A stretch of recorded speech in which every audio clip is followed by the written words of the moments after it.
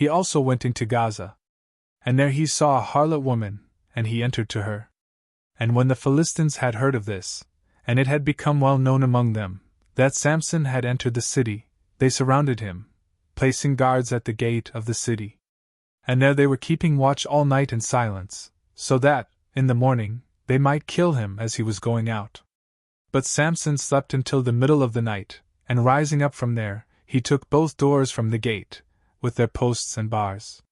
And laying them upon his shoulders, he carried them to the top of the hill that looks toward Hebron. After these things, he loved a woman who was living in the valley of Sorek. And she was called Delilah.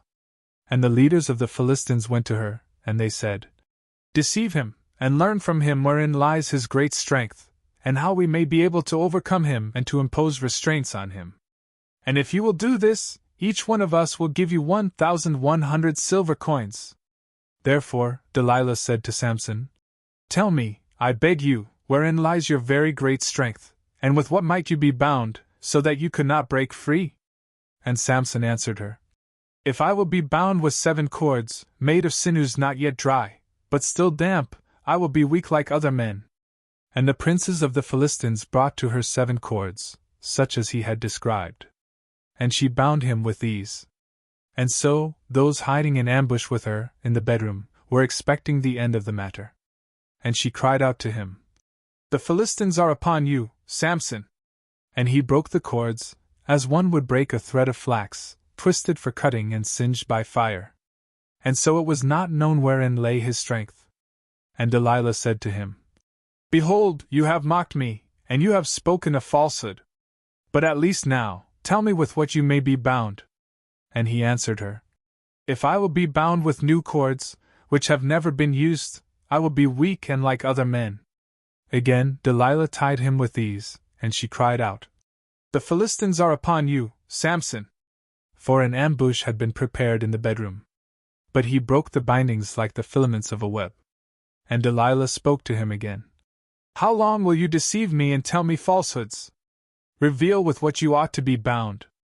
And Samson responded to her, "If you weave the 7 locks of my head with a loom, and if you tie these around a spike and fix it to the ground, I will be weak." And when Delilah had done this, she said to him, "The Philistines are upon you, Samson." And arising from sleep, he withdrew the spike with the hairs and the weaving. And Delilah said to him, "How can you say that you love me, when your soul is not with me? You have lied to me on 3 occasions, and you are not willing to reveal wherein lies your very great strength."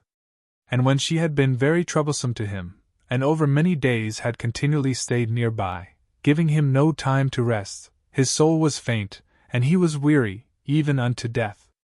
Then disclosing the truth of the matter, he said to her, "Iron has never been drawn across my head, for I am a Nazirite, that is, I have been consecrated to God from my mother's womb. If my head will be shaven, my strength will depart from me, and I will be faint and will be like other men." Then, seeing that he had confessed to her his whole soul, she sent to the leaders of the Philistines and ordered, "Come up just once more. For now he has opened his heart to me." And they went up, taking with them the money that they had promised. But she made him sleep upon her knees, and recline his head upon her bosom. And she called a barber, and he shaved his 7 locks of hair. And she began to push him away, and to repel him from herself. For immediately his strength departed from him. And she said, "The Philistines are upon you, Samson." And awaking from sleep, he said in his mind, "I will break away and shake myself free, just as I did before." For he did not know that the Lord had withdrawn from him. And when the Philistines had seized him, they immediately plucked out his eyes. And they led him, bound in chains, to Gaza. And enclosing him in a prison, they made him work a millstone. And now his hair began to grow back. And the leaders of the Philistines convened as one, so that they might offer great sacrifices to Dagon, their god. And they feasted, saying, "Our God has delivered our enemy, Samson, into our hands." Then, too, the people, seeing this, praised their God, and they said the same.